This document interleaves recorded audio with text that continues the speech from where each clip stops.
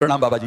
मेरा बेटा और बहू घर का कोई भी फैसला लेने से पहले मुझसे नहीं पूछते, चाहे वो बच्चों का स्कूल हो या घर का फर्नीचर। मैं तो बस उनकी भलाई के लिए टोकता हूँ, पर वे इसे दखलंदाजी समझते हैं। क्या अपनी उम्र के अनुभव से उन्हें सही रास्ता दिखाना गलत है? बेटा, तुम्हारी नीयत सही है, पर तुम्हारा तरीका पुराना है।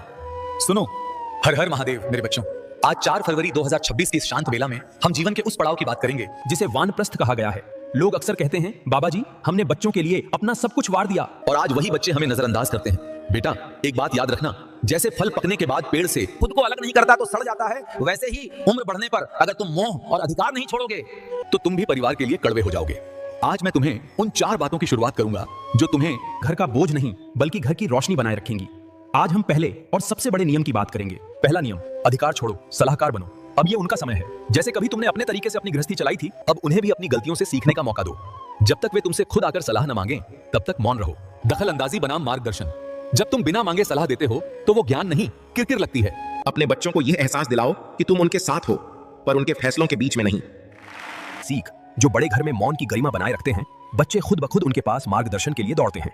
तुम्हारी चुप की कीमत तुम्हारी टोका टाकी से कहीं ज्यादा है। तो मेरे बच्चों, आज हमने समझा कि ना बोलना ही कभी कभी सबसे बड़ी सेवा होती है। पर क्या सिर्फ सलाह न देना काफी है? बाबा, कुछ बुजुर्ग अपनी बीमारी या पुरानी बातों का रोना हर समय रोते रहते हैं, क्या वो भी गलत है? और वो कौन सी आर्थिक गलती है जो बुढ़ापे में आपकी इज्जत मिट्टी में मिला देती है?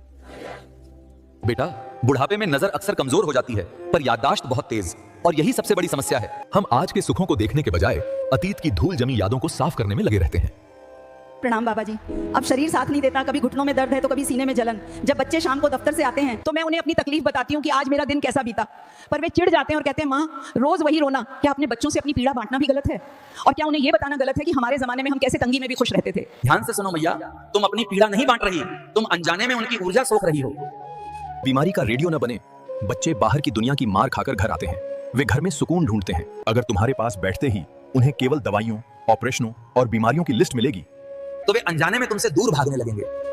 तकलीफ है तो डॉक्टर को बताओ, ईश्वर को बताओ। पर बच्चों के सामने हमेशा बीमार मत बने रहो। मुस्कुराने की कोशिश करो ताकि उन्हें तुम्हारे पास बैठकर शांति मिले, तनाव नहीं। हमारे जमाने में वाला राग ये सबसे बड़ा जहर है। हमने इतनी गरीबी देखी, हम मीलों पैदल चलते थे। आजकल के बच्चे तो आलसी हैं बेटा। ये सब बोलकर तुम उनका सम्मान नहीं पा सकती। हर पीढ़ी का अपना संघर्ष होता है। उनके आज की तुलना अपने कल से मत करो। बीते हुए कल को कब्र में ही रहने दो, उसे ड्राइंग रूम में मत लाओ। याद रखना, जो रोता है उसका कोई नहीं होता है। अगर तुम हर समय शिकायतों की दुकान खोलकर बैठोगे तो परिवार के सदस्य तुम्हें केवल कर्तव्य समझकर निभाएंगे, प्रेम से नहीं। घर का सबसे बड़ा सदस्य बरगद की तरह होना चाहिए, जो खुद धूप सहे पर दूसरों को ठंडी छांव दे। छांव में बैठने वाले को यह मत गिनाओ कि धूप कितनी तेज है। वो कौन सी तिजोरी है जिसे बुढ़ापे में कभी खाली नहीं करना चाहिए? क्या अपनी सारी संपत्ति बच्चों को जीते जी देना सबसे बड़ी भूल है? और वो कौन सा तीसरा नियम है जो आपकी स्वतंत्रता को बचाए रखेगा?